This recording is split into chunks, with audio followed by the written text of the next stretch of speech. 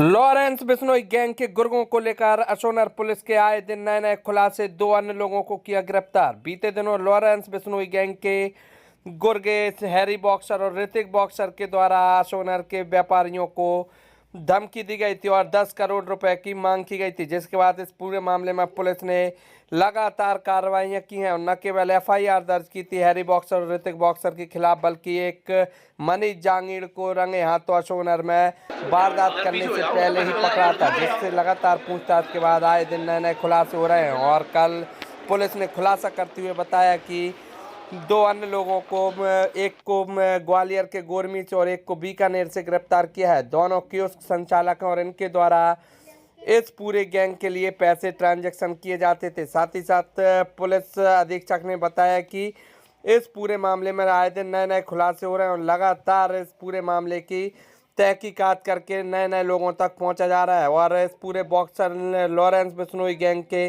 गुर्गे Harry boxer के gang का जो मुख्य सदस्य है प्रदीप शुक्ला, उसको भी लगातार पुलिस सर्च कर रही है और प्रदीप शुक्ला पर अशोकनगर पुलिस ने 10,000 का इनाम घोषित किया है। और इस पूरे में देखा जाए तो इस पूरी वारदात को, जो अशोकनगर का जो पूरा घटना थी, पूरा जो एक इनके द्वारा एक प्लान तैयार किया गया था, उस प्लान को अंजाम इसी प्रदीप शुक्ला के द्वारा दिया जा रहा था, जिसकी धरपकड़ के लिए लगातार टीमें काम कर रही हैं। फिलहाल देखा जाए तो प्रदीप शुक्ला के लिए पुलिस ने 10,000 का इनाम घोषित किया और जल्द ही गिरफ्तारी के साथ साथ और आने वाले दिनों में पुलिस अधीक्षक ने कहा है कि जो ऋतिक बॉक्सर है, जो बंद है राजस्थान जेल में, उसको लाकर अशोकनगर पुलिस पूछताछ करेगी। जैसा कि आपको बताया गया था कि मनीष जांगीड़ नाम का आरोपी, जो कि बॉक्सर गैंग से संबंधित है, बॉक्सर गैंग के सदस्यों द्वारा, उनके खुद द्वारा यहाँ कुछ व्यापारियों को धमकियां दी गई थी, जिनको घटना करने के पूर्व उनके एक सदस्य को हमने पकड़ लिया था, मनीष जांगीड़ को, जो पीआर पे हमारे पास रहा। अभी कल ही उसको पीआर होने पर और उससे विवेचना के दौरान काफ़ी कुछ उससे ज्ञात होने पर आगामी विवेचना हमने की। मैं आपको बताना चाहूँगा कि विगत पूछताछ, जब विगत अपना प्रेस कॉन्फ्रेंस हुई थी, उस समय उसको गिरफ्तार किया ही गया था। प्रारंभिक पूछताछ की जो बात आई थी वो हमने आपसे शेयर की थी। उसमें उसके द्वारा बताया गया था घटनाक्रम के बारे में। उसके बाद जब पीआर पे वो रहा तो उसने ये बताया कि यहाँ उसको और भी सेंसिटिव स्थानों पे कुछ घटना कारित करने के लिए, दहशत फैलाने के लिए बताया गया था, जिसमें कि गांधी पार्क में कुछ स्टोर्स वगैरह के सामने और जो जिन व्यापारियों को धमकी दी गई थी वहाँ तो बताया गया था। इसके बाद में जैसे ही उस समय एफआईआर और इसकी गिरफ्तारी हुई, गिरफ्तारी के बाद में जब अपनी बात हुई थी, अगले दिन पुनः इन लोगों को धमकी भरे फोन आए। ये इनकी मॉडस ऑपरेंडी तरीका का, वारदात का तरीका है, जिसमें ये अपने आप को ऐसा बताना चाहते हैं कि हम ये सब होने के बाद भी हम डरने वाले नहीं हैं। और उन्होंने फिर फोन करके इनको डराने धमकाने की कोशिश की, जो कि हमको मालूम था कि ऐसा होगा, क्योंकि इस तरह का इनका तरीका वारदात रहा है। फरियादियों से हमने संपर्क किया, वो चीज़ हुई थी, उनको समझाया गया, बताया गया। उसी में हमने विवेचना फिर आगे भी बढ़ाई, उनको संतुष्ट किया, इस प्रकार का कुछ नहीं होने वाला है। और इसमें चूंकि हमने मेन आरोपियों तक पहुँच रहे हैं धीरे धीरे, इसलिए बिल्कुल निश्चिंत रहें। जो ट्रांजैक्शन इसके साथ मनीष को जो पैसा दिया गया था, मनीष यहाँ आया था तो मनीष को कुछ पैसा दिया गया था, जिससे कि उसने मोटरसाइकिल खरीदी थी और उसके खर्चे के लिए पैसा दिया गया था। एक 30,000 रुपये दिया गया था, एक 40,000 रुपये दिया गया था और 3,000 और 4,000 के अलग अलग ट्रांजेक्शन इस प्रकार से थे, जो पिछले बार हमने आपको बताया था। उसका हमने पूरा विवरण निकाला जो इस मामले को लिंक करने के लिए आवश्यक था। इसके लिए हमारी टीम ने बड़ी मेहनत की और तुरंत ही बड़ी तत्परता पूर्वक हमारी टीम यहाँ से गोवा, हमारी टीम यहाँ से बीकानेर, हमारी टीम यहाँ से जयपुर, अलग अलग स्थानों पे गई और वहाँ जाके हमने छानबीन की। वहाँ ये ज्ञात हुआ कि जो पैसा आया था, 40,000 रुपये जो आया था, वो बीकानेर से आया था। बीकानेर में जब जाके तलाश किया गया उस स्थान पे तकनीकी साक्ष्य के रूप में सब निकालने के पश्चात, तो बीकानेर का एक दिनेश सुथार नाम का व्यक्ति है, जो कि वहाँ कियोस्क संचालित करता है और वो वहाँ विभिन्न लोगों के कहने पे इस तरह के पैसे डालता है, परंतु उसके द्वारा इस गैंग के कहने पर इस तरह की गतिविधियों के लिए पैसा डाला जाता रहा है। और ये पैसा भी उसने इस गैंग के एक व्यक्ति जो कि दुर्गेश सोनी नाम है, उसके कहने पर यहाँ इस मनीष जहांगीर को डाला। उस आरोपी को पकड़ा गया, उससे पूछताछ की गई, जिससे पूछताछ में और भी कई बातें सामने आई हैं और उसके द्वारा और इस पूरे गैंग के द्वारा कई संदिग्ध स्थानों पर जहां पे अवैध हथियारों की लेन देन होता है या और भी ऐसे स्थानों पर ट्रांजैक्शन हुए जिसकी कि हम अभी तलाश कर रहे हैं। दिनेश सुधार को लाया गया है, उसको आरोपी बनाया गया है। इसके अलावा सबसे महत्वपूर्ण जो रहा, बहुत दूर जाके गोवा में हमारी टीम ने बड़ी मेहनत से कार्य किया। वहाँ जहाँ से पैसा 4,000 रुपये का ट्रांजैक्शन आया था, उस ट्रांजैक्शन का जब डिटेल लिया गया तो जिस कीव से आया था वो वहाँ देखा, वहाँ कुछ तकनीकी साक्ष्य एकत्र किए गए। उन तकनीकी साक्ष्यों में स्पष्ट रूप से ये परिलक्षित हुआ कि एक व्यक्ति उसी समय वो पैसा डाल रहा है, डाल के निकल रहा है। उसका फिर हमें तकनीकी रूप से वहीं गोवा में हमारी टीम ने बड़ी मेहनत से लगातार उसको बैक ट्रैक किया। बैक ट्रैक करके उसको देखा तो हमारे सामने फिर उसका फोटो आया। वो फोटो जब हमने हमारा जो आजकल हमारे डीजीपी साहब और हमारे एडीजी साइबर वरिष्ठ अधिकारी द्वारा पीएचके द्वारा नेट डिलीट की सुविधाएं प्रदान की गई हैं। नेट डिलीट होता है कि आप किसी का फेस अगर डाल देते हैं तो उसके अगर वो क्रिमिनल है तो उसका पूरा ट्रैक रिकॉर्ड आ जाता है। तो वो आ गया। उसमें वो जो व्यक्ति है वो प्रदीप शुक्ला नाम का व्यक्ति ज्ञात हुआ, जिसके की तमाम आपराधिक रिकॉर्ड मिले हैं। ग्वालियर के हजीरा में इन्होंने इसी तरह की 2024 में घटनाकारी की थी, जिसमें की फायरिंग की थी। 3 आरोपी थे और वो भी वसूली के लिए की थी। बाद में जेल से लाए गए थे, पकड़े गए थे और कार्रवाई होती। यहाँ पर इस आरोपी के मनीष के अकाउंट में उसने पैसा डाला वहां से और वो ट्रांजैक्शन पूरा क्लियर हुआ। क्लियर होने पे हम इसको भी तलाश कर रहे हैं। परंतु ये मुख्य इसकी सेकंड लाइन है, इस पूरे गिरोह की सेकंड लाइन ये प्रदीप शुक्ला है, जिसने कि इससे बात भी की मनीष जहांगीर से, उसको सारे डायरेक्शन भी दिए, उसको बताया भी कि तेरे को क्या करना है क्या नहीं करना है, इसके बाद इंदौर जाना है।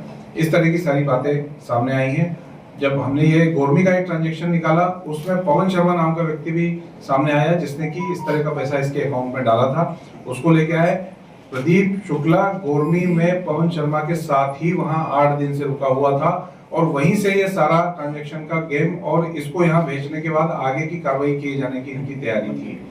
परंतु जैसे ये सब हमारे पास में आए हैं और पुलिस वहां तस्दीक के लिए पहुंची है गोरमी, उसके बाद से वो वहां से फरार हो गया है। हमने उसके ऊपर 10,000 रुपए का इनाम प्रदीप शुक्ला के ऊपर हमने घोषित किया है।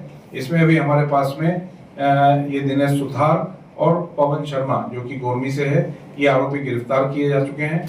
आज उनको गिरफ्तार किया गया है। अभी माननीय न्यायालय में प्रस्तुत करके इनका पीआर लिया जाएगा।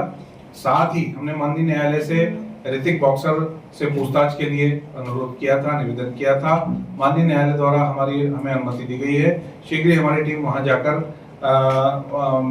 ऋतिक बॉक्सर से पूछताछ करेगी। हम यहाँ भी उसको प्रोडक्शन वारंट पे लाने के प्रयास में है। अभी फिलहाल हमें वहां पर ही पूछताछ की अनुमति प्राप्त हुई है, जो कि शीघ्र संपादित करके और इस पूरे मामले का आगे भी पूरी इन्वेस्टिगेशन करके इसका खुलासा किया जाएगा। इसमें जो मूल रूप से 2 बातें मैं बताना चाहता हूं। एक तो युवा वर्ग, जैसे ये जो मनीष जहांगीर सरीखे तमाम युवा ग्लैमरस लाइफ के कारण इन गैंगस्टर्स से जुड़ना चाह रहे हैं और जुड़ जाते हैं। वो इनका इस्तेमाल करते हैं, इस तरह से इनको यहाँ भेज के और केवल ऑनलाइन सब बता के और वो अपना काम कराते हैं। या तो उनका काम हो जाता है या पकड़े जाते हैं। दोनों स्थिति में उन गैंगस्टर्स का कुछ नहीं हो रहा है। ये युवा वर्ग बर्बाद हो रहा है। अब ये फंस गए, इनके ऊपर केस रजिस्टर हो गए, इनकी जिंदगी बर्बाद हो गई, इनके घर वाले परेशान हैं, वो गैंगस्टर अपनी जगह बैठे हुए हैं। इस तरह से हो रहा है। तो युवा वर्ग कृपया करके इस तरह की ग्लैमरस लाइफ में या इस तरह के गैंगस्टर्स की लाइफ देख के प्रभावित ना हो और उनके चक्कर में ना आए। दूसरा, इस तरह की धमकी आने पर जैसा अशोकनगर के हमारे सभी फरियादियों ने, व्यापारी बंधुओं ने, सभी ने हिम्मत रखी, हमें बताया, हम पे विश्वास रखा। हमने तत्परता पूर्वक उनकी सुरक्षा का भी ध्यान दिया और इस प्रकरण का भी खुलासा किया। हम चाहते हैं कि कोई दबा के ना बैठे, कोई डरे नहीं। जिस भी तरीके से हमें बताना है, जिससे संबंध हो, उस माध्यम से हमको खबर दें। हम गोपनीय रखना चाहेंगे तो गोपनीय भी रखेंगे, परंतु इन अपराधियों तक पहुंचेंगे, क्योंकि ये सिर्फ धमका के पैसे लेने का गिरोह काम कर रहा है। ऑल ओवर इंडिया, पूरे हिंदुस्तान में काम कर रहा है। यहाँ मध्य प्रदेश पुलिस की सजगता और सतर्कता से इंदौर में भी कोई घटना नहीं हो पाई, वहां भी बहुत टाइट व्यवस्था थी, यहाँ भी ये किसी प्रकार की कोई घटना कारित नहीं कर पाए जैसा कि आपने देखा। तो मेरा अनुरोध बस ये 2 चीज़ों के लिए है, युवा वर्ग ऐसे प्रभावित ना हो। बॉक्सर गैंग द्वारा धमकी देने के संबंध में है जो अपने यहाँ कुछ व्यापारियों को दी गई, उसी में जो हमने आरोपी पकड़ा था मनीष जहांगीर, उसको पीआर पे लिया गया और पीआर पे लेने के दौरान कुछ तथ्य जो सामने आए थे, उसको जो पैसा जहाँ जहाँ से दिया गया, हम उन लोगों को वहाँ हमने पार्टी भेजी थी। एक बीकानेर से ट्रांजैक्शन हुआ था और गोवा से ट्रांजैक्शन हुआ था, भिंड के गोरमी से ट्रांजैक्शन हुआ था। इस तरह से 3 जगह हमारी पार्टी अलग अलग गई थी।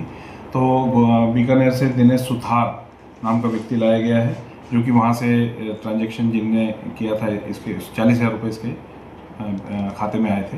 ये आपराधिक किस्म के ही लोगों को ट्रांजैक्शन किए जा रहे हैं और अपराधियों के कहने पे किए जा रहे हैं। इसके द्वारा अभी इन्वेस्टिगेशन चल रहा है, उसको आरोपी बनाया गया। एक पवन शर्मा नाम का गोरमी का है व्यक्ति, जो कि ग्वालियर में इसी तरह की फायरिंग के मामले में शरीक रहा है, उसको आरोपी बनाया गया। उसने वहाँ से यहाँ ट्रांजैक्शन किया था, जो ट्रांजैक्शन के डिटेल भी हमारे पास में है, वो इसमें आरोपी है। उसके द्वारा पूर्व में फायरिंग की गई और प्रमुख है इसमें प्रदीप शुक्ला नाम का आरोपी, जो कि गोवा के ट्रांजैक्शन के हमारी विवेचना में उसका फ़ोटो और वीडियो भी हमें मिला है, और जो कि वहीं से फिर हमें ज्ञात हुआ, फ़ोटो से फिर हमने नेट के माध्यम से जब देखा तो ये आपराधिक व्यक्ति का वो निकला। ये मुख्य सरगनाओं में से एक हो सकता है, सेकंड लाइन ऐसा प्रतीत हो रहा है।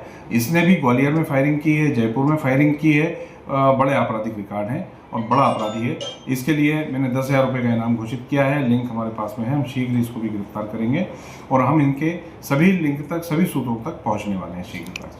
सर, ऋतिक बॉक्सर से ही पूछताछ की अनुमति मिली हुई है? हमें माननीय न्यायालय से हमको इसकी अनुमति मिली है। इसके लिए शीघ्र हमारी एक टीम जाएगी और हम उससे भी पूछताछ करेंगे। सर, अशोकनगर ऐसे कितने व्यापारी जिनको ये धमकी मिल चुकी है? ऐसे 3 व्यापारी सामने आए हैं जिनको की दी गई है, एक की तरफ से FIR है, बाकी वो है। मेरा सबसे अनुरोध ये है कि इस तरह की किसी धमकी से न डरें, ये सिर्फ आपको धमका के पैसे लेने वाला काम है।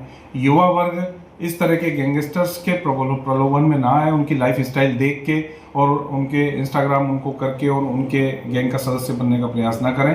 आप अगर ऐसा प्रयास करेंगे तो जब पकड़े जाते हैं तो आपको पूरा फ्यूचर खराब हो जाता है, आपके घर वाले आप परेशान रहते हैं, सब कुछ रहता है और किसी से कोई मदद नहीं मिल पाती। इस दिशा में ना जाएं और मेहरबानी करके हर बात को पुलिस से शेयर।